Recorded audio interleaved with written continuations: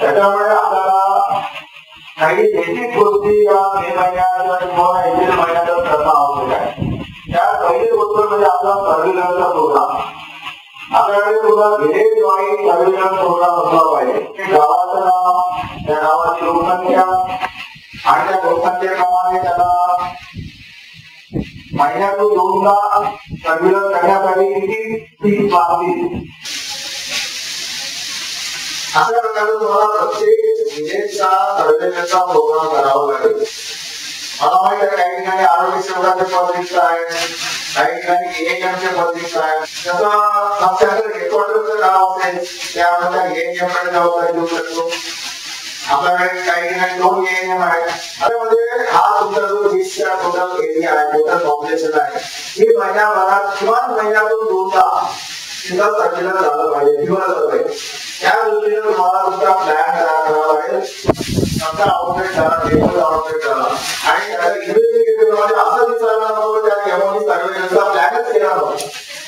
असं जर दिसून आलं तर मग दुसऱ्या त्यानंतर मेडिकल ऑफिसर जबाबदार राहील आणि मग मी एमएक्सीच्या व्हायरसनंतर मेडिकल ऑफिसर राहील. हा तुम्ही सर्व्हिलन्सचा प्लॅन केलेला आहे, दिलेला आहे, दिल्यानंतर संबंधित वर्करनी त्या प्लॅन प्रमाणे सर्व्हे केला नसेल मग त्या वर्करची जबाबदारी राहील.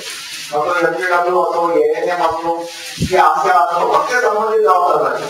पण तो प्लॅन तयार करून त्यांना रायटिंग मध्ये ठरवणे हे मेडिकल ऑफिसरची तुमची जबाबदारी राहणार आहे. अशा प्रकारचा प्लॅन तुम्ही सगळ्यांनी तयार करा आणि तो प्लॅन त्यांना आवश्यक करा. अशा प्रकारे तुम्ही मग तुमच्या एरियामध्ये मग काही चांगले वर्कर असतील त्यांना थोडं मोटिवेट करा.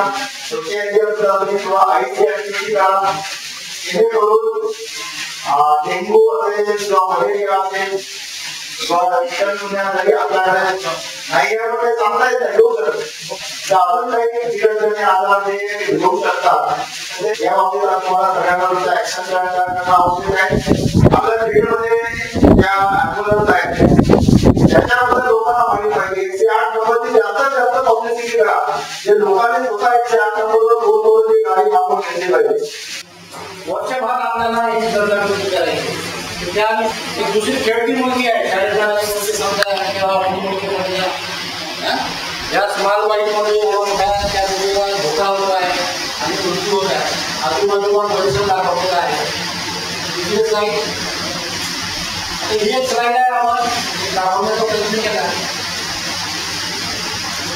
वरच्या टप्प्यामध्ये जे मॉस्किटो आहे, डास आहे आणि त्याच्यापासून होणारे धोके थोडीशी चर्चा करून त्याला जे काही लागतं सामान तपासण्याचं ते तुम्ही त्यांना उपलब्ध करून द्यायचं आहे आणि ही ऍक्टिव्हिटी आपली झाली पाहिजे.